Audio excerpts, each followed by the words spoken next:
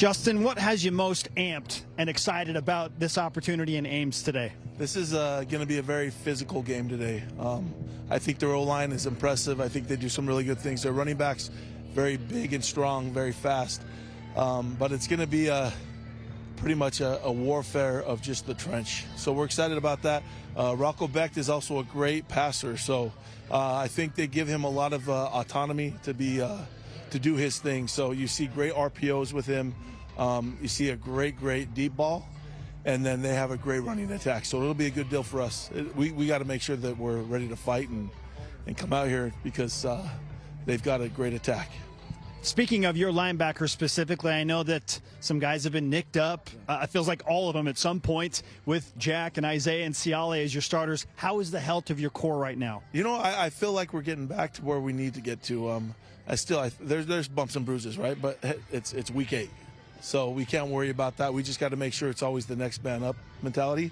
And when a guy is dinged up, the backup better be ready to go fight and get in the fight with these kids. They're a good team. I know a lot of emphasis has been placed on your BYU team by head coach Kalani Sitake of, hey, I know we had the emotional win against the rival. Don't lose track of what we're trying to do. What have you tried to do to help your team mentally in that facet this week? Coach Hill's done a great job of just making sure that we get back to us. That we control what we can control, and again, we can take care of us by being the very best version of ourselves. And so going back to the fundamentals, right? Technique and flying around, being great tacklers, because last week at the linebacker group we weren't great tacklers, so we got to do a better job of controlling us, and by doing our 111th, by going out there and doing our best to get that W. At some point today, this crowd will be loud, 61,000 plus. You've played and coached in big-time environments.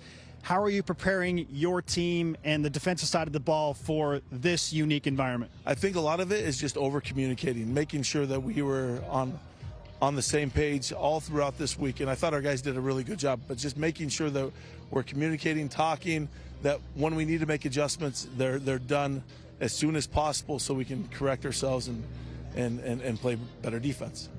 Why do you feel like your guys have been able to overcome so much adversity, especially late in games this season? The culture of Kalani is all about family and brotherhood. And again, they don't want to let each other down. And I love our guys because they love each other.